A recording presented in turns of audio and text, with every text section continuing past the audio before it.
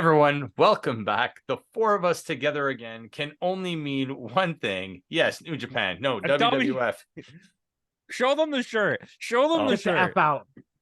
Nope, WWF. Get it? World Nice. Wildlife Fund? Gosh. That's amazing. I love it's an amazing shirt. Hey, we're not here to talk about the shirt, okay? The shirt is great, though. We are actually here to talk about... from? The wife got it for me. Birthday present. Oh, sweet. Great present. That is a great present. Yeah, and this is the other one from my brother Fab with my logo on it. But we are here, the four of us together again. The gang's all here. Leave your worries at the door. They're not going anywhere because we are reviewing one of the big four. The other night was SummerSlam. A week one at that, but it was SummerSlam. So we are going to get right into the review. There was 9 matches on the card tonight, but before we get into the review, we got Campo, the man who reviews movies, TV shows, wrestling, and everything in between. We have Caps, the man who does hockey on YouTube with Campo, and we have Putty, who just does whatever he feels like. You forgot about his muscles. Talk about Muscles Marinara, the star of the show there. I'm trying to get muscles too. One day. He's trying to get muscles. It's different. Those are the ones you eat from the water. Yeah, I'm allergic to those. Allergic to shellfish. You're allergic to everything. Yeah, and mushrooms, and aloe vera, and a whole bunch of others. I can't eat cheese because I'm lactose intolerant. I'm allergic to shitty matches, but we'll get I'm to allergic that later. to Roman Reigns. It's the same here, and the Bloodline at the moment. But Oh, we'll get yeah, to that right? when we get to that. You'll find all their stuff down in the description box below, so make sure you go check them out. Buddy and Campo have a review for Ninja Turtles probably coming out later this week. There's an Oppenheimer review by Campo and Putty, and there's a Barbie review by us as well. So 3 old men talking about Barbie. If that's what you want to see, make sure you go check it out. But, when it comes to Barbie, you know we're the ones you want to go to for that. Or 3 middle-aged men. Yep, that's exactly where you want to go for Barbie. Too bad Caps wasn't there. That's the expert. The expert on the field. But we are not talking about Barbie. We're not talking about Oppenheimer. We are talking about SummerSlam, or as Jeremy Piven once called it, Summerfest on live TV. We'll start off with the first match of the night. It was Logan Paul versus Ricochet. This is a match I missed. Okay. This is the only match I missed. That's funny. It's funny you say you missed that match. I actually thought this match was unbelievable. This was a fantastic. It was a good match. It was a good opener. Hold on, time out. Can we talk about that segue for a second? It's funny that you missed this match because I thought this match was unbelievable. Terrible. Well, because usually the first segue match is that. Because usually the first match is not really one of the good ones, and this one, I mean, should always be one of the good ones. The first you set the tone. The opening, yeah, exactly. The opening match should be setting the tone for the rest of the show, and I think this was the right way to do it on this show. But I find it funny that it sets the rest of the tone, but then it's supposed to. I said it's supposed to set the rest. I think we're gonna have such different opinions on this night. I think it's gonna be all over the place. I think that this match was a fun match. It got the night started really well. It's better than most people would have expected at this point. I expect a good quality match like this from Ricochet and from Logan Paul. And exactly, because now that he's been around for at least a year and a half, we know never had a bad match. Number one, we know what to expect from him now. And Ricochet can do this. This is what he does. Yeah. It's so funny too because Logan Paul gets such hate because I know it's like his whole social media thing. I don't like the guy. I absolutely hate him, but I'm not going to not watch it because he's a terrible human being. No, he is, but my God, he puts on a show though. This is my problem with this match, okay? And I'm gonna just get it out of the way as fast as possible, and you guys tell me if you think I'm right. I do think it was a good match, but I feel like it was spot heavy and not spot heavy in a good way because between every spot there was such a gap of nothing. Yeah. So there was just a spot and then nothing for a minute and then a spot and then nothing. There was so much resting. Did you know see how much time they spent like just doing a move and then lying on the floor? Yeah, but I feel like that happens later on too, and that's the thing, it happens a lot for this. Yes, yeah, and that's the thing. Yeah, and that's the thing, living up to the mistakes. It's funny how we're pointing that out for these, but then it's and like, this, you know what? The preface was a 5-hour show and only 9 matches. But the difference on what you're saying, Putty, is I feel like the other matches, this a lot, not all of them, but some of them, the in between stuff was there. This match was just spot rest, and I don't know how long it was. What was it, like 12 minutes? Almost 20, 18. See, I guess for me, especially for the because I mean, of course, I went in the pattern of watching them, but like it's more memorable than those other matches for sure. And Yeah, I but think that's that what it spot should be. part, yeah, but that's what I'm saying. The spots in between, I didn't even really remember those as much when it comes to the later ones that had spots in between. If you know what I mean. And, So and Michael Cole said it best. This was a good match. It was a solid match, but it was a terrible finish. yeah, Yeah. I agree for that. Michael I will Cole agree even with said that the finish sucked. I agree too. The finish did suck with the brass knuckles. I Yeah, don't it's even a know cop-out. who was this guy. Well, Oh, I don't again, know. One of his friends. Okay, you guys continue. I gotta do something quick. All right, okay, fine. well, bye. Yeah, exactly. All Wow. right. Okay. Okay. In But- that case, we'll go ahead, buddy. You want to say something about this match? Well, yeah. Since we're still here in this world, the thing is, I agree with this. I knew exactly what they were doing here. They didn't want to, because the thing is, with Logan Paul being, in my eyes, a lot bigger than Ricochet as far as size difference. Yeah, he's I much feel like- taller. Yeah, I feel like they did this so that he can have. It makes Ricochet look good. Like he didn't. He could have won this if it wasn't for the brass knuckles. Yeah. But at the same time, it keeps that evil persona for Logan Paul to even gain. Like he didn't lose anything out of it as far as being a good wrestler. It's just a matter of Yeah. expanding This- on that whole. It Dark keeps Logan persona Paul as a feel. heel. This is my Exactly. issue with it, and like I don't want to dwell on this match forever. WWE, it's not bad. If you check, I actually noticed this. If you go through our list, which you'll see at the end of the year, I've given almost every single WWE proper event a 7.5 without even knowing that I was doing it. So Yeah. like they've been giving out quality content.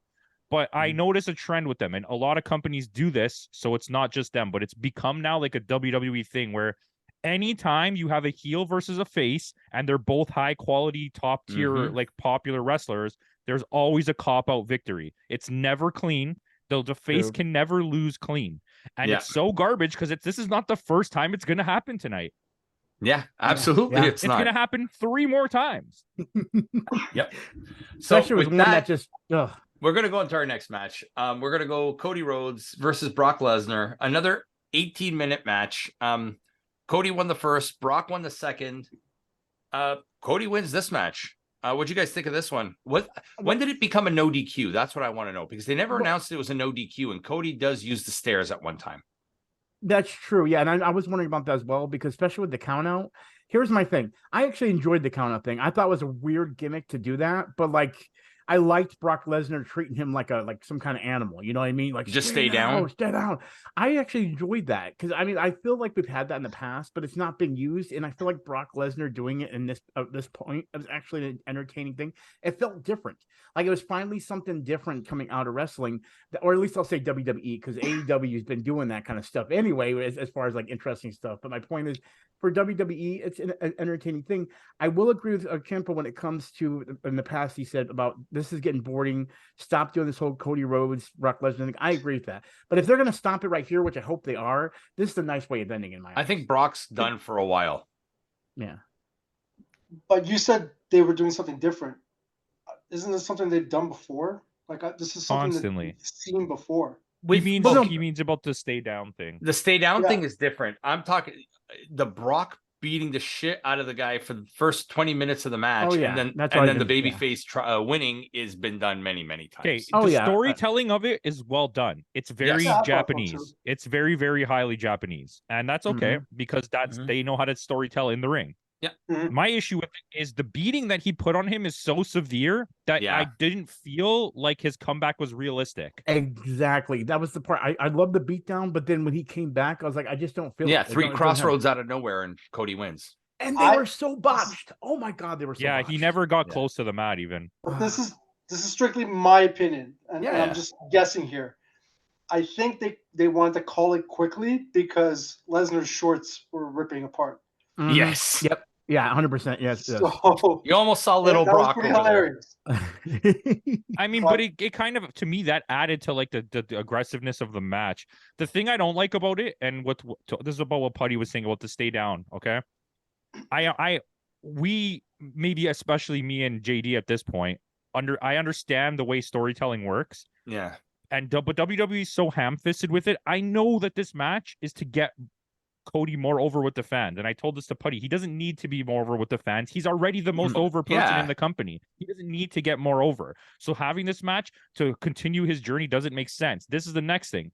doing the whole stay down thing where you're making him seem tough is so like choreographed because he's telling me to tell him to stay down, Michael Cole. I'm like, shut up. And then Shut the other up. thing, and this adds to that too. Even though I enjoyed that, it was in the beginning I enjoyed it. What happened was then later it gets long in the tooth. Well, not even It's just long tooth.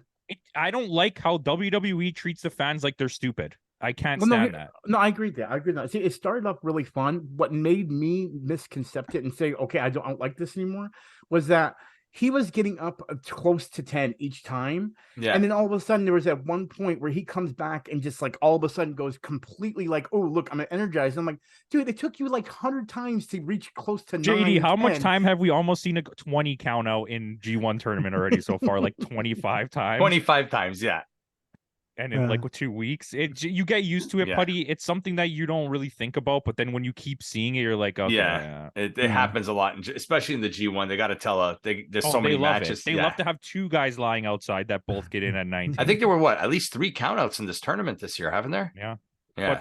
And there was a double count out at the NXT. Next thing we're going to review. Yes, tomorrow go check out NXT and see the double count out. One of the worst matches of the year in the WWE. Yep, probably that's definitely going on the list for one of the worst matches.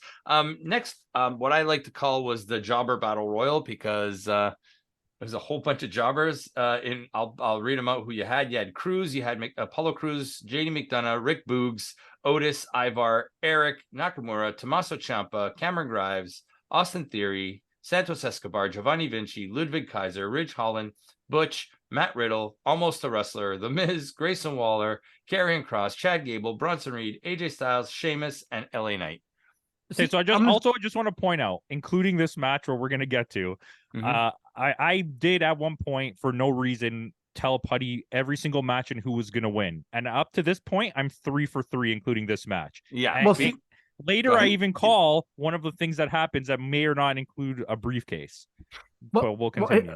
Well, here's my thing. I agree with Campbell when it comes to the final results. I agree with him. I'm like, yeah, I see them doing this and everything. My God, this is where I feel things go downhill.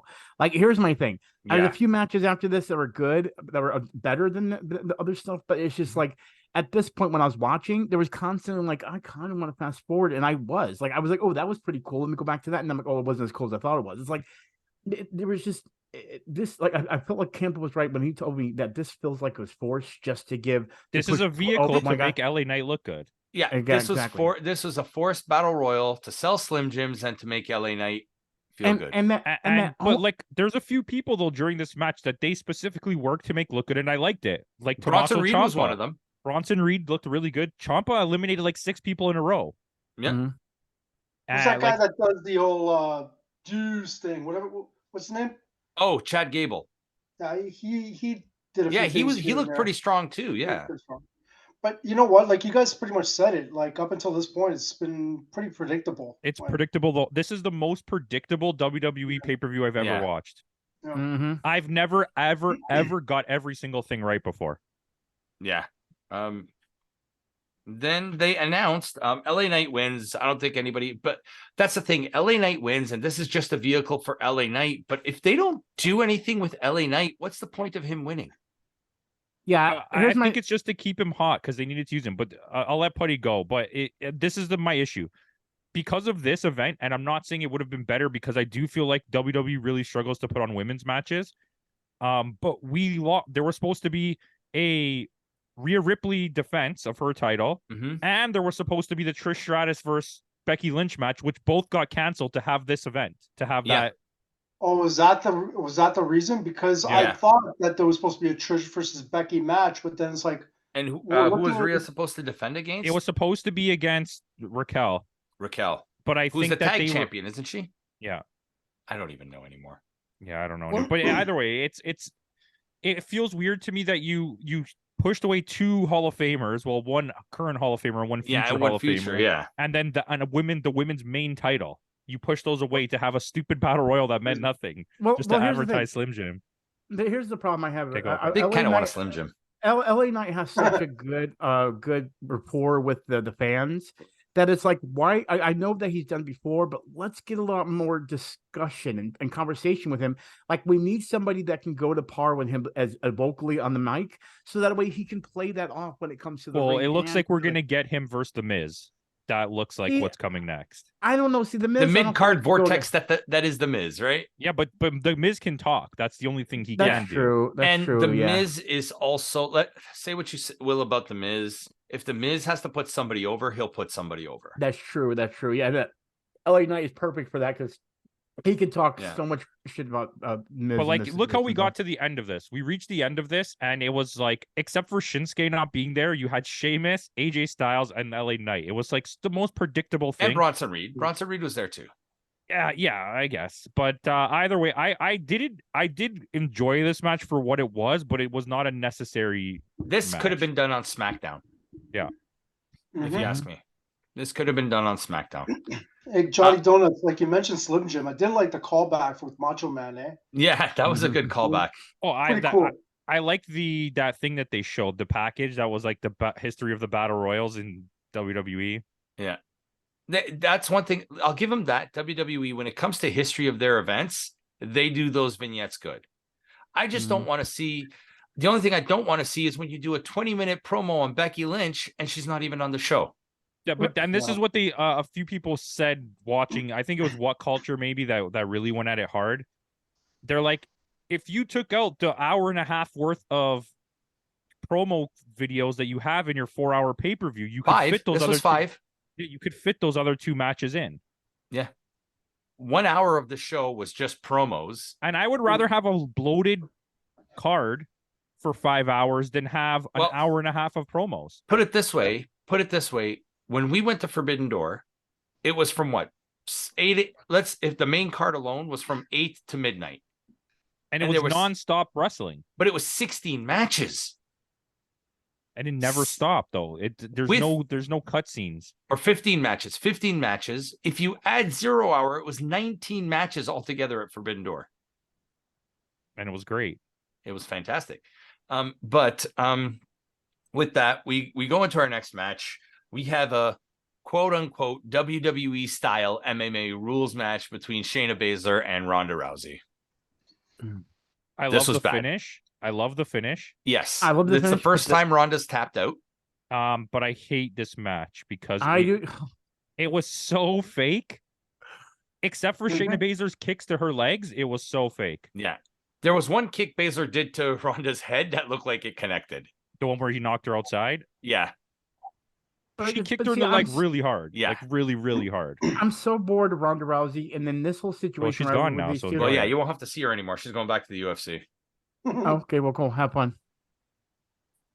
That's it. But he's like, okay, you made my day. You Yeah, made my I mean, like I don't. Here's my thing: that whole rivalry between them. I guess I see why they did it to get her out of there and get this other girl. But like, here's my thing: this whole storyline between her and then quickly splitting them up is just stupid. And I'm like, I'm bored of this now. This is literally a small version of the Bloodline, but we'll get to that later. 'cause Yeah, I- we'll get there when we get there. There's a lot to Definitely, talk. definitely seeing a trend here. There's a Definitely seeing triple. trend. There's a triple women's situation where they're building up certain wrestlers so that it looks like someone can actually physically beat Rhea Ripley. It's Shayna Baszler, Raquel, and Bianca.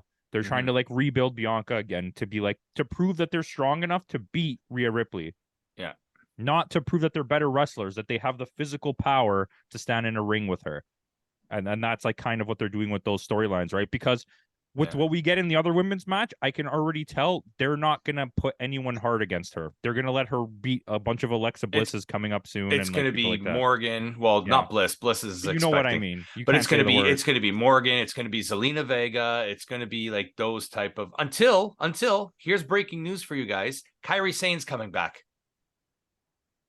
Why?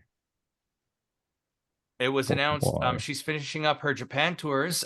She's making the announcement, I think, or she's made it already. But Is this like the Uno reverse card? They're like they saw her leave, how popular she got, how amazing of a wrestler she actually is. Then winning they becoming the first ever New Japan Women's They Champion. stole Monet, and so they're like, "Oh, Uno reverse, we're gonna steal her from you." But the problem, Is the that thing Asuka's is, old partner? yeah, Oh, okay. But the thing is, if they don't do anything with her, what's the point? Mm-hmm. I do see a jealousy angle with Bailey eventually happening. But the Yep. problem is Bailey, I don't know if she's still injured, but she's not in any of the main title pictures. So it's kind of She's like hurt, but not to the point where, like, for example, Dakota Kai, who has a torn had to MCL. be off TV. Yeah, Okay. Well, listen, I don't want to stay here forever. Can we get to the next one? sure. Baszler goes over, taps out Ronda. At least Baszler now is made to look a little bit tougher, because in NXT she was absolutely dominant, and on the main roster she's been weak. At least now they're trying to build her back up, but they should have never let her fall to that point. Let's go right into Drew versus Gunther. Amazing. Yeah, better. It was better than the 3-way that they had at Mania. Drew is legitimate. Yeah, Like- the only thing we knew was Drew was not going to win because Drew's not happy. Drew wants to leave. See, here's my situation with this match. It was one of those things when I was watching it where it's like I am enjoying this match, but we're so slow, and you know what to get with a Gunther match. You're going to get a good match no matter what. So adding Drew McIntyre, I knew that was going to be a good match, but I lost the steam at this point. Like it was just like After having two bad matches in a row. Yeah. I mean, you have to understand. I don't think the battle royale was bad. I just think it was unnecessary. Okay. No, Fair enough. I actually think it was bad. It was boring. Like there was a lot going on. There was a few times it was like some good moves. Like I love to get together to throw Omos over, but that's my whole point. You get used to this though. When you watch enough AEW, there's a battle royal like every other week, so you kind of just get used to it. But that's my whole point, though. But that's what I should be more excited then, because I don't see it as much, and that's my whole point. Like this, it'll show my score later. But I know, but I mean, it'll and to kind of balance Putty's point there. What's the point of a battle royal if the winner doesn't get anything out of it? Exactly. That's my whole, like, you know what I mean, thing behind it. Like, are they going to pair him against Theory and go after the U.S. Championship? Because they sure as hell ain't going to go after Roman Reigns. Well, wasn't Theory in that battle royale too? Yeah. See, and LA Knight eliminated him. But see, here's my thing about Gunther. Okay, tell me about Gunther. But the problem is he's starting to feel like Roman Reigns. Like I like him, I like his character, but I'm like, I need to see. I want to see him fall. You know what I mean? At least Gunther will give you, if it's like, for example, this is a 15-minute match. Gunther will give you a 15-minute match. I agree. Roman Reigns gives you a 36-minute match with about 10 minutes of wrestling. Gunther is one of the most talented wrestlers in all of wrestling right now, and he can go against any kind of wrestler, and I think it makes him really versatile. And in my opinion, especially since he's got the rocket strapped to him and he's at the starting line still, I want him to never lose this title. I don't feel fatigued by it. Who else needs to win the Intercontinental title right now that's doing better things than Gunther? Campos, what do you think of this, Campos? I mean, first and foremost, it took him a while to get going, Gunther, right? Yeah, because they hated him because he wasn't in shape enough. Yeah, but, you know, like, I thought the match was really good. I really do. But, Campos, what do you think? It's, for me personally, it's nothing I've ever seen before. It's like I've seen this match already with the heavy chops and the powerhouse finish and the, you know what I mean? Like, but you've seen every match that we saw tonight before. But no, but that's I'm gonna agree. No, the type of is it Gunther? Yeah, Gunther. We've seen this type of match from him before, like with Sheamus, like the hard hitting, really. Right, but then you put Gunther and someone against like Ricochet, and then he's more technical, more ground based. So like Gunther is at least versatile. He caters his style of matches to who he's facing. That's. You know what I mean? Tell me, Putty. Well, that's why I want to jump in, because I agree with Caps on that. Here's my thing. I'm not saying anything bad about Gunther and his skills. It's just he's a powerhouse. So when he switches up and goes against a smaller person with a little more versatile and everything, that's an amazing thing, because you're seeing a big guy like that go amazing. Seeing this, that's why I told you it felt boring to me, was because we've seen this before, like you said, with Sheamus and the people, and it looks great, but then you're seeing the same pattern, the same thing. Like, ooh, he does it really well, but like, I mean, again, we see this wrestling no matter what, but it's like, you know, I feel like at least sometimes they're trying to go over the top of something, and this one felt like we're just playing it safe. This pay-per-view in general just felt like it was playing a lot safe more than before, and that's just getting boring. You know what I mean? Like, I'm starting to see why everyone wants to go to AEW, because I'm getting bored. Yeah, And but I barely watch at least we got a clean finish out of this one. Gunter retains. Yeah. Like we knew, like they announced it as soon as they announced right before the match started that Gunter is only 30 days away from breaking the Honky Tonk Man's record for longest reigning Intercontinental Champion. And they also mentioned the fact that he's the longest reigning champion of the Intercontinental of the 21st century. You knew he was not going to lose this match. Pair that with the fact that Drew's not happy with the company. From what I understand, Drew is looking at either Impact or New Japan as his next move, and maybe when a two-way contract kind of thing. And because he's not happy with the whole situation with Roman Reigns. He's one of the people that Sheamus will never leave because he's a company guy. But Drew's left before, so he doesn't care. He'll leave again. And see, I could see Drew with his size being really, really big in New Japan. Like you guys are serious yourself. People in New Japan love the big guys, and he's a big guy, so he would really be popular there. You know what I mean? He would go undefeated for like 5 years. Yeah, and that's good. I'm okay with that because at least you're putting him in a different atmosphere when it comes to that. See, again, WWE needs to spread their wings and let other things in without having to be the shut-in company because. Yeah, you have great stories and everything, like one we're gonna get later with Seth Rollins and everything. You have a great storyline that's going on. Yeah. But we're getting the same reprocess. Like I feel like I'm just eating the same. I don't know, man. I really like this match. I think this match was fucking excellent. I'm with you. I really enjoyed this match too. But the thing is, that's the thing. You're not building anybody up. So who's next for Gunter? Are we gonna get a rematch again? Are we gonna get Sheamus again? Like that's the thing. Like yes, you know who we're gonna get? It's gonna be Drew again because they gotta have the No, he's hurt. I don't think he's coming back. But see, that's my whole point. That's why this scares me because Gunter is such a good wrestler, but you gotta give them he's too flawless now. And then the problem is that makes me like, oh yeah, he's the strong man. No one can stop him. Like I get that now. I get he's this big, a colossal weight, but I'm not feeling it anymore because it's I know he's gonna always win. There doesn't feel that there's no tension of oh, is he gonna win? Is he going? You're not getting that no more. And when you don't give me that, I don't care anymore. But when he does lose, that's gonna make it all that more surprising. I agree. But the thing is, again, that's why I say those matches where he's playing against those people that are not his size, that are more of a technical or fast pace. That's when it's more interesting. But someone like Gunter, eventually he will lose. Well, yeah, of course, yeah. Right. Everybody does. Yeah. Mm-hmm. Everybody dies. Sorry. Next, we're going a rematch again. Finn Balor versus Seth freaking Rollins. 20-minute match. I like the whole 7 on his arm, saying that it was 7 years since Finn Balor beat. It was SummerSlam 7 years ago when Finn Balor beat Seth for the first ever Universal Championship.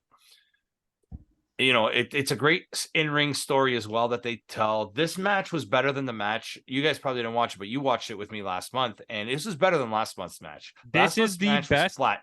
This is the best of Seth Rollins and or Finn Balor match that I've watched since I started watching wrestling again. And it's funny too. This match was so great until the later what we expected to happen because of who Finn Balor's with. Mm-hmm. And it's funny, up until that point, this match was amazing. And then I'm like, really, I knew this was going to happen, but I feel like in that aspect, it ruined it because prior to that, this was a fun match. But this is what I want to add. This is my issue with WWE that we had in the Cody Rhodes match where they treat people like they're stupid. There was a constant need for the announcers to explain to us what we're watching. Oh, he has a briefcase. He's giving him the briefcase. They're mad at each other about the briefcase. Look, the briefcase He's confused about the briefcase is green. It's a shade of green. It's called Maguita. Nobody cares what you're talking. Shut up. It's Watch true though. New Japan during the match. He's not even telling us what's happening. He's telling us about what this guy did 10 years ago when he was out eating dinner at Tacos. And we're like, yeah, okay, this is interesting. Watching AEW, they're treating it like a sporting event where you're getting a full play-by-play. Yeah. Here it's just look, his shoes are made out of this leather. It's helped him not slip on the floor. That's why he didn't fall when you hit him. Nobody, dude, am I stupid? He's like, always confused why he's giving the case. Now he's mad. And it's well, yeah, we know this. We're watching the same thing. It's so forced. Yeah. It's so forced. Even the finish. Damian Priest throws in the briefcase, but he walks around to distract. But instead of Balor being able to use it, Rollins does the stomp on the briefcase with Finn Balor. And This is also creating a little dissension. I mean, at least it's long-term storytelling between Priest and Balor. Yeah, I so don't here's my think thing. this. Okay, go, Putty. You talk. Well, that's my apologies. It's the Finn Balor and Damian Priest. I love that storyline. If they would have just kept Damian Priest coming out, that's amazing. When they brought out again, which I knew they were going to, when they brought out what's your Ripley and Dom. Ripley, yeah, I'm like, again, I get it. They're there for backup, but you could do this whole thing with Damian alone and still have the same thing. Like you brought them in for no reason. It was just This for is some what I people like it's about it, wrong. though. They brought out interference, and somehow the interference backfired. That's what I liked about it. But what I didn't like is I was really, really excited for Finn Balor to win. Yes. And he had the match won. His interference cost him the match. Yeah. So it's like, that's why I think I think the storyline is going to go different than we think, where we thought it was Damian Priest was going to get frustrated with Finn. I think Finn is getting frustrated with them always screwing him over. And he's And going to he's go gonna end solo. up leaving. He's gonna go solo. Finn is one of the greatest wrestlers of a generation, at least in his junior division, if you want to count that as Japan. Very talented. And when it comes to even storytelling, he's very good at that. Like I love the whole Beast Incarnate thing he does with special matches. Like this is something that This is a guy who created the Bullet Club. Yeah, like I and this was a match that could have used that demon character. Not yet. It's gonna happen. Yeah, I don't think it needed it just yet. No, they're gonna. I like Extreme Rules. You're gonna get. Wait, is there? Unless not gonna they- be... I think the next one. I don't think Extreme Rules is next. Is it? What's the next one? because I don't know. Payback. Okay, you look it up. I'm gonna make a prediction. Payback is the next one. Yeah. Payback. I I remember that because of what happened afterwards and what. Yeah. Yeah. I think Payback might be the one. Isn't this is even the worst part about the narrative? Like the constant need to tell you exposition from them. The next pay-per-view is called Payback, when everyone who lost is going to get a rematch against the people who they lost to. Which is Payback is the SummerSlam version of Backlash. Yeah, where it's just like, but I mean, Backlash, okay. Well, see, anyways, here's my thing. Go, Putty. Here's your thing. when it comes to the Seth Rollins thing, I know the SummerSlam. I would like it to continue the SummerSlam. Like the Rollins beef with Fowler is great. I think that what's going to end up happening though, either at WrestleMania, I feel like Damian Priest is going to end up getting the belts from Seth Rollins by using the Money in the Bank, and then what's going to happen is Finn Balor is going to then take the belt from Damian, and then we'll get the rematch at SummerSlam between Seth Rollins and Fowler, Finn Balor. No, anyway, my thought is this actually. I think Payback, they're gonna kick Finn is gonna leave the Judgment Day. He's gonna kick everybody out of the Judgment Day. He's gonna be tired of them. Finn will win. I don't think he'll win it until Survivor Series, but I think Finn will win the belt, and then that's when Priest will come and take it from him. Cash it out. Kick me out of the. Finally announced JD McDonough as part of the. Yeah. As the new leader, I guess, or is Damian Priest going to take over as the new? Priest will be the leader, or Rhea Ripley will end up being the leader. Who knows? Yeah, she's kind of already leader. Yeah. Yeah. But I honestly think that this should have been Finn Balor's win. Yeah, it should have been. Yes, it should have been, and they could have still been in the Judgment Day, and sort of dissension started brewing up in the next couple of months, and then by the time Survivor Series comes, he can just cash it in and be like, "Let's go Survivor Series." But I honestly thought that it was a missed opportunity last night. Yeah, it definitely was. Even take nothing away from the match itself. You're right. It was a great match with a missed opportunity there. Yeah. So we're going to go into. I know Campbell's got a few comments about this one.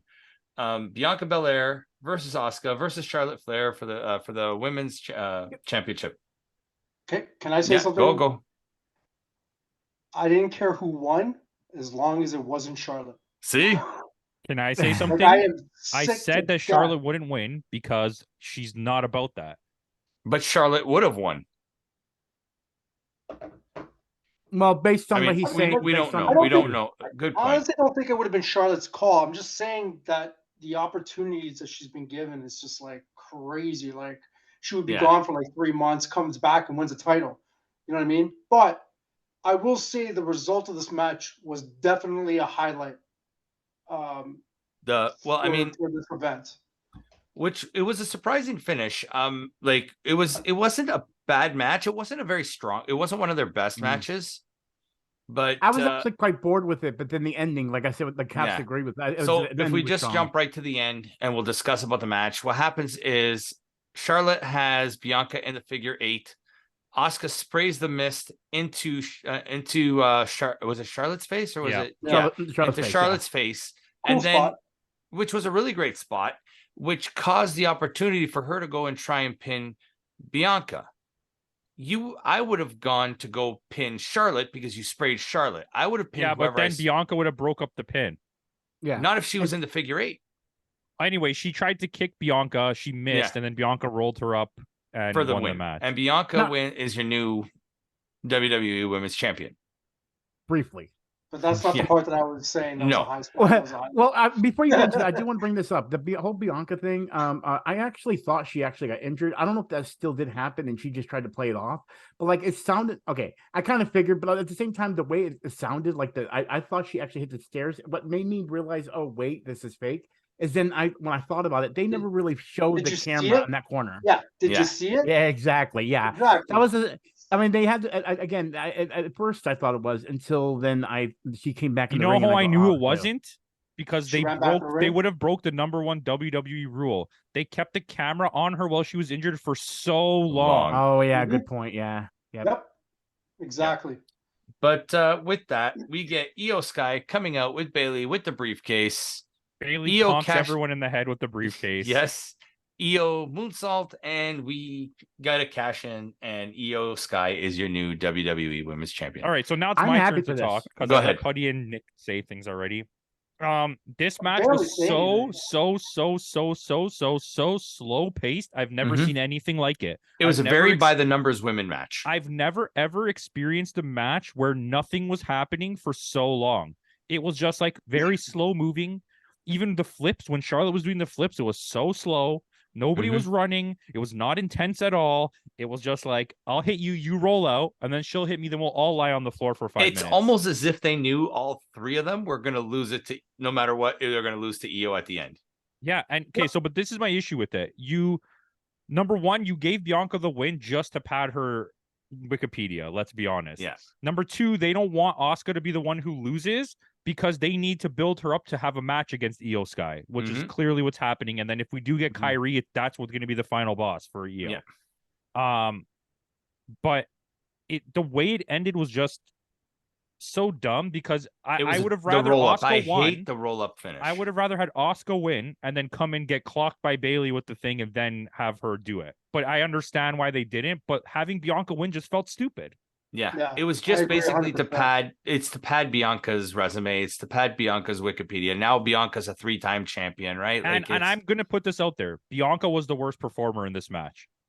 Yeah. Well, it's funny too, between both her and Charlotte Flair, when you talked about the flip, when I saw that, I thought, oh, I should be impressed by this. I was more like, you look like you two are all just showing off and not, and you, it's like it's agreed. Everyone, it looked like everyone was ready for this just to be done. Like they knew they were going to lose. So they're like, let's just dance around and make things look pretty. And that made the show like, it doesn't, I don't, there was no gravity to it. There was no weight to the match. This was a prime example of where that happened, and then I felt it was so much better when it came to the Logan Paul Ricochet. They did those flips and things way better than the ladies did. Yeah, and it's like you're making me think of that match, and now I'm sitting here saying, "Oh, that match is better." And this is where the point where I was like looking back at the match, saying it's not as bad as I think people see it as. You know what I mean? So a few botches here and there. I mean, I remember. Charlotte doing that flip over face plant or whatever. The natural selection there, yeah. Yeah, I was just looked off to me. And did you see the one when? Sorry, I don't know why you went to go lick my mic.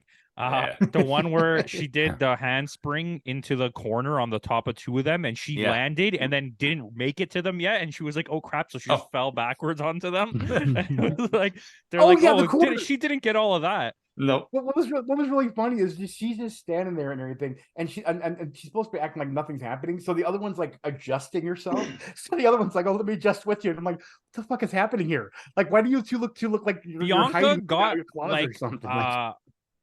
I don't know. It was like an arm drag or something Yeah. and perfectly somersaulted right into the corner spot. Like why would anyone naturally do that? It was so bad. Yeah. Like I was like, the finishing was the only thing that made that entertaining. in the first It's place. funny because when we saw Bianca with her title defenses and with her title wins and stuff like that, the others made her look good, and or even the ones that she was up against was better. But clearly, she was outclassed by Charlotte and Asuka in this match. Like they're on a whole and it's different like, level. this is the woman of the year last year. Yeah. Whereas this year, it's going to Julia. I mean, we'll see about that. But Shout out to So- Hikaru Shida.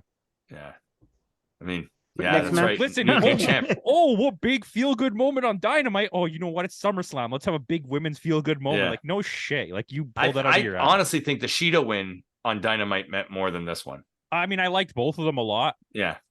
but I wouldn't put it past them that this wasn't the plan for this specific event. But they're like, okay, we got to try and No, but I think the plan all along was for EO to cash in at SummerSlam. yeah, but right? not. It's a I year. don't know if it was SummerSlam.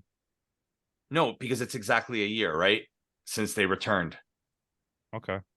So, but with that, we have to wait another 35 minutes before we get our next match of Roman Reigns and Jey Uso. Oh my God. The internet is on fire with this. They are so upset at the fact that it takes so long for the Bloodline to start a match. I don't give a crap about how long it takes. This needs to freaking end. I'm freaking tired of this stuff.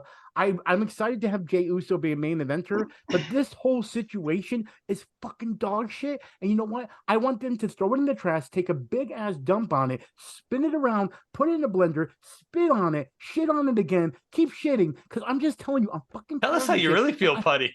Oh my God! Like, Yeah, I'm a gonna lot make of- them eat their shit that's made up of our shit. That shit. Yes. Like this match Was terrible. it took a long time to start, by the way. Yeah, but that's how every Roman is ranked. Like Roman Reigns has to have the longest match on the show. Okay. At this point, we're already 4 hours into SummerSlam. There's still another hour and a half to go. Like before, like at the end of the women's match, I counted. It was 11:07 p.m. The Roman Reigns, the bell did not ring until 11:32. Yeah. I mean, No, I don't want to know what you mean. I'm going to tell you what I mean. Okay, everyone, shut up and listen to me. I'm your tribal chief.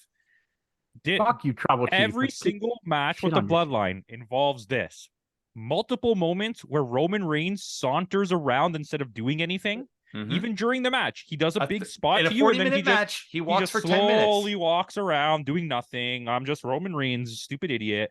And then you get the other guys who, when they have a chance to win, instead of pinning him, go to talk to Paul Heyman or go to talk to somebody about arguing about something. Did I lose internet? Yeah, you're Everyone kinda just cutting out. froze. You're the one frozen. I kind of figured that. Yeah. No, you're back now. Okay. You're back. Anyways, no more sauntering, no more talking.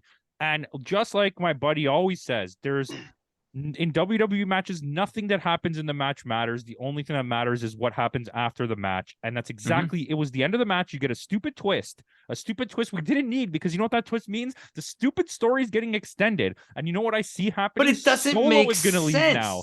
It Solo is doesn't gonna make leave. sense. Oh, 2 no, I weeks know. ago- It doesn't. And- 2 weeks ago, you had Jimmy beaten up by Solo, and now he joins them again. This doesn't make sense. Okay. This So is- here's Hold on a second. Sorry. This is not Roman's fault. This is WWE. No, I'm not blaming him for Vince Russo- storytelling, but every match he does is the same match. No. I'm not. But he no, also I'm not has a agreeing lot with of that. pull with You're it now, absolutely too. right when it comes to that. But when it comes to the actual storyline, this does not make sense at all. And this is like Vince Russo booking. Like this is. That's why I think Roman This and is- Heyman are is- booking this. This is Vince McMahon. Okay, listen. This is Vince McMahon as the leader of the corporate ministry or whatever was happening at that time. It was me, Austin. This is WWE trying to cash in on a storyline that's been drawing them money for the longest period of time, and they just want to prolong it. Yeah. And by prolonging it, it just like has a twist that makes This is zero the sense NWO all whatsoever. over again. This is No, the it's NWO all horrible. over again. Okay, Putty, here's tell the me what thing. you want to say, Putty. Absolutely horrible. But this is the thing. I say this is horrible, but I'm also going to say this right now. Everyone's talking about the draw, like I was drawn out. This is predictableness. Here's what's exactly happened, or at least I feel is about to happen. We're gonna have this whole bloodline thing. Let me put it out there. We're gonna have this whole bloodline thing. Now Jimmy is like against everyone, and Jay's against everyone because the two twin brothers now want to become separate. They're gonna come with their own music, everything else. And what I feel is gonna happen is that Roman Reigns is either gonna lose his belt to either Jay or Jimmy, which is gonna cause a rivalry between Jimmy and Jay, and we're just gonna. Really, No, you don't what's think going to so? happen is No. Jimmy is going to be part of the bloodline, and Solo now is going to leave. The next twist is that Solo's going to leave. So they're just gonna Yeah. flip flop. Which again, if they do that, So and every couple months they just rotate out the members. No, but you know Yeah, what? Then pretty you know what? The like last twist that's going to happen is the other brother, in where does he wrestle? I think he's in MLW.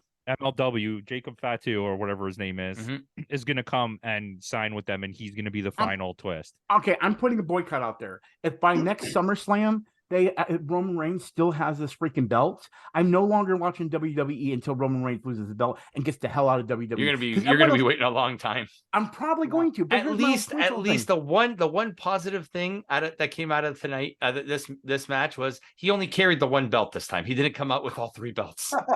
Let's put it this way. I sit there and think about the times that Paul Heyman sitting there going, "Your blood, your blood." I'm like, bitch. Jay and Jimmy kept saying the same damn thing, and you're sitting over there like, he's like, You oh, know, He's always like praying to him. He's like the less pale version of Paul Bearer at this point. I mean, Paul Here's Heyman is just. Go ahead. Here's my I'm thing. good. I mean, you guys are correct. Like, it's predictable in the sense that we knew Roman Reigns was going to win this match. Roman Waynes. Roman Waynes. Waynes. I'm calling him Roman Waynes from now on. Roman Waynes. There He's you the go. Elmer Fudd of. It was unpredictable in the sense that we just didn't know how he was going to be able to win. It was stupid. It was like, it doesn't matter what the explanation is. It's not going to make any sense. I'm so tired of this. Okay, this is my point. I don't care if you go down in history as the longest running WWE champion of all time because you cheated in every match. So even he has not won clean in 2 years. But listen, even though it's kayfabe, okay, in 2 years, no matter how you feel about wrestling, if you think Roman Reigns is a really good wrestler, that's okay. I'm fine with it. But if you believe in the kayfabe that much, this championship run doesn't matter because you cheated for every victory, in my opinion. If we're going by kayfabe, the only clean match he had was a loss to Jimmy and Jay. Yeah, I recall. I don't know if you guys remember. I just so happened to see it. I don't know how I saw it, but there was a press conference not so long ago with Triple H, and he's trying to explain the storyline, and he kept selling the fact that the payoff is going to be awesome. Yes. I remember that press conference. That's the Cody Rhodes thing when he lost to Cody. That was that interview. Was it? Yeah. Wasn't that WrestleMania? Honestly, Wasn't it close to WrestleMania? Yeah. Yeah. Honestly, guys, like, I don't think the payoff is going to be that great because I think he means the payoff for Cody is going to be great. Okay, sure. I mean, okay. Maybe I'm still yet to see it. Since then, Cody has had 3 matches against Brock Lesnar and 1 against some jobber. Like, it's. Yeah, I mean, you know what? It would have made this storyline would have made much more sense if Cody would have won the belt back at WrestleMania. That's all I'm saying. And I want to be positive about something. Okay, let's be positive about WWE for a second. Okay, this is the best storyline they've ever told. Was the best storyline maybe they've ever told. Okay, and for it to be so good as it was, for me of all people to be saying, who doesn't care about storylines and doesn't like WWE really, 100%. To be saying, holy crap, this is amazing, for it to turn the way that it turned now, it's like, I'm done. 100%. I was like at the last event. This has become the NWO, like in terms of like booking, not in terms of like 50,000 members, but in terms of like booking, it's become the NWO, where Roman Reigns and Paul Heyman have all this power now, and it's the 3 of them. It's Roman, it's Heyman, and it's Vince McMahon in the back room saying, how much more can we monetize this? How much more money can we milk out of this situation? And going back to like you were saying about WrestleMania, the Bloodline storyline died there when Cody lost and the Usos lost the belts, and they finished that Sammy. I think it was honestly the Sammy storyline was what kept that Bloodline story so interesting. Yeah, I And agree. once See, here's that storyline was done and Cody loses to Roman, I lost all interest in the Bloodline. well, here's my whole situation. You guys knew where I was with the Bloodline situation. I was hoping it would grow into something better and more magical because you got to think the whole thing with the the Bloodline in general. You know what I mean? With Rikishi, with all the people that have that, and The Rock. These are people that you could have definitely came in, and I was always wanting it to happen. Bring in these major characters that are part of the family and say, no, I'm going to crush the Bloodline. Maybe that'll still happen, and I'll be like, yes, I finally got what I wanted. But as I've been seeing it right now, you know how I was. I wanted The Rock to come back. You know how it was. I would love for Rikishi to replace that part. That is not going to happen now. And that makes me so upset because that was the only thing that was making me hold on to this Bloodline thing. And now that I know this is never going to happen, screw the Bloodline. It is a piece of shit. And if you can bring in The Rock to fix this, then I might be a little more thoroughly into it. But again, like you guys have put me in the realization, I don't think it's going to happen at this Survivor Series, but I think next Survivor Series, you're going to end up with Jimmy, Jay, and Solo all against Roman. Roman is going to bring in all the Gorillas of Destiny from New Japan to join his Bloodline, and that's when you'll probably get The Rock. I mean, if that's true, then that'll be fun, and that might be the payoff that and do a Survivor Series match between 4 versus like a War Games match 4 versus 4. And that would be amazing because you knew if they would bring The Rock out and have all this whole thing, like you say you're the Bloodline, like I could see him getting on the mic and totally diminishing Roman Reigns, but I'm not. I'm not holding my breath no more. I'm done. I was wanting it. I want it so badly, and it's never gonna freaking happen. I don't want 75-year-old Rock to do anything in a ring, especially when he hasn't wrestled in so long. So it's still more entertaining than what we're getting now. This is complete shit. Listen. You're building a storyline off nostalgia and not off actual wrestling. I agree, but you know what? I'm sorry. But that's why he's. That's why you said The Rock was coming back at WrestleMania in Hollywood, and he didn't. Well, no, so and you want to make but any that's, more but that's why I think that's why hidden in an 8-person tag match, it would be a little bit better because you can still get that nostalgia pop, but he doesn't have to do much. Yes, but right now we have no guarantee that Hikuleo and Tama Tonga. Well, not after the match on Saturday. But Campbell, that's what I'm just saying. You guys are asking for you guys are asking for the storyline to continue. I'll tell you off camera. No, well, I don't want to know. I'm going to say right now, okay. I want this story to end, okay? If they're going to continue it, at least give me what I want and I know other fans want. But we're not going to get that. No, and if you that's are going to get that, happen. And if it is going to happen, you're stretching it way too long. I'm already done. I have no interest in this Rock thing. If you're going to give it to me tomorrow, then maybe I'll be like, okay, cool, I finally got it. But if we have to wait another year, that shit, I don't want it no more. And the only way you're going to get me is if you make The Rock come quickly and make this story a little bit interesting. The Rock come quickly. Okay. Buddy. All right, buddy. Chill. Take it easy. I'm just. Well, you have to understand, Caps. This is the thing too. Putty was the biggest defender for the Bloodline. He was the biggest fan of the storyline, and for him to turn like this, Oh, don't get me wrong. I enjoyed the storyline up until what was the last pay-per-view? Yeah, that's what I would agree with the last pay-per-view as well. Yeah, Money in the Bank. I enjoyed it. It was great. I mean, it was rare to see like blunders in the storyline, but last night was that was like, I mean, Money in the Bank was good because you had Jay pin Roman Reigns for the first time in 3.5 years. Well, you see, that's it. That's what you remember. That's the actual great part of the storyline. Hold on. Can we say the saying again? WWE only cares what happens at the end of the match because that's all you remember. Their fans don't remember the quality of the matches. They only remember the things that happen at the end. They won't know that Roman Reigns won this match by cheating. They're going to remember, Jimmy turned on Jay. Why? We don't know. And I'm gonna be honest, I don't know. Tell me, all of you not like truly know who that was? Because when I saw him come up, like, there's nobody else there. There's nobody else I knew right away that was Jimmy. I knew too. And everyone did too. When he pulled off the hood, he didn't even take off the bandana yet, and everyone in the crowd knew who it was. Yeah, the crowd. Before he took the hood off. As soon as he came out to the ring, the crowd just turned on them. They just turned. It's like, see, what's happened here now, and this is the way I feel. I feel like it's basically they're trying to set it up to where Jay's just going to go solo altogether, and he's just going to make his own character. Like him and his brother, as far as like being a tag team, is never going to happen again. And I think that's why they're just setting up for Jay. But the point of the whole thing is if you're trying to make me interested in Jay before, yes, I was all about Jay. Now I gives two shits. And that's sad to say because he's supposed to be the baby face in all this. Yeah. And I don't care.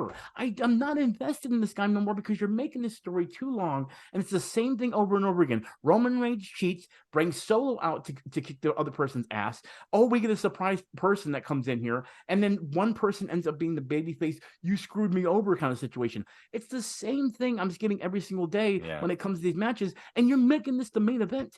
Like I was excited, but then I was like, why am I excited for this? Yeah. I just have one question for you. I also have a question for you guys as Did well. you make The Rock come quick? Johnny Donuts. Oh, is that going to be a I have short a now? question. So, do you think that they booed Jimmy because he turned heel? Or Yes. do you think they booed Jimmy because it just didn't make sense and it was just getting They're not stupid? smart enough feel- for that. I This is think Detroit. no, it's a little bit of both. I honestly think it's a little bit of both. Like, obviously they booed because he turned heel, but like the smarter fans in the crowd booed because it was a shit finish. Yeah. There are a few 100%. smart fans in the WWE. Not a lot, Yeah. but there are a few. Yeah, I'm gonna have to go with Putty on this. Like up until now, I tuned into SmackDown because I kind of interested in the Bloodline lying. storyline with this. Yeah, but- Yeah, it's Don't worry, Putty. Your Michael Bay lens flare is gonna be okay. Okay, can All we right, give so scores? Because let's give a score out. It's like a Yeah. 2-hour review. All right, Putty, let's go with Putty first. Putty, what'd you give this show? 6. Not low, eh? Yeah, I did not like this. The All only right. match I liked was the beginning, and I kind of liked the women's match. But like outside of even Gunther, I like him and I like his past matches. But like you gave us the typical Gunther match. If you would have given me a different Gunther match, it would have been even my #1 match of the night too. But like, no, it's 6. Dead All right. on 6. I'm going Caps. last. I All right, called it. Caps, what'd you give? Okay, so I didn't see the Logan Paul versus Ricochet match, so I'm just gonna go based off of what I saw. 4. Wow, lower than mine. I wasn't expecting that. Sorry, thought I mine was I gonna be too didn't low. really enjoy I it. agree, Caps. I agree. I'm down with you on that. Yeah. I'm pretty low as well. I gave it a 6-1. Wow. Are you guys fucking crazy? Yeah. Yeah. 6.8. So Cool. not above a 7. I was gonna give it a 7, but I thought about it while we talked about it, and just because We of the changed his Bloodline mind. story, I Yeah. had to drop it by 0.8. changed his mind. It's so many factors right now. There were so many matches that I did not have any interest in. I'm getting Yeah. tired. I'm getting tired of all the half-hour vignettes between matches. I am getting tired of the Bloodline storyline and the hour it takes just to get into the match. And the fact that it takes an hour for Roman Reigns before he even starts doing anything in the ring. Maybe not an hour, but like 10, 15 minutes. I don't want to sit in a 6-hour show and not be entertained. And I was not entertained on this, especially with the main event. I don't know, Like, but this the hell, might man? just You just acknowledge gave- me. Hold on a second. Yo, Johnny Donuts, you just gave my explanation. What the hell, man? But it's the true, reason though. why I gave it a 4. Yeah. I was not into it at all. Like, I mean, the reason why I gave it a 6-1 is because there were a couple good matches. You had Finn and Seth, and that's got to Finn count and for Seth something. is great. Gunther and Drew was good. The Battle Royale was fine. The first match was good. The women's match had high points. The Jimmy and Jay the Jimmy versus Roman Reigns wasn't an awful in the ring match. It just was too boring. slow. It was And too boring. slow It was paced. boring. Yeah, It was pacing. absolutely boring. To put it in perspective, the show that we're going to review tomorrow night, which is NXT's Bash at the Beach, American Bash. Great American Bash. Sorry, gets a higher score. I'll spoil that for you now. It gets a higher score with a contender for worst match of the year.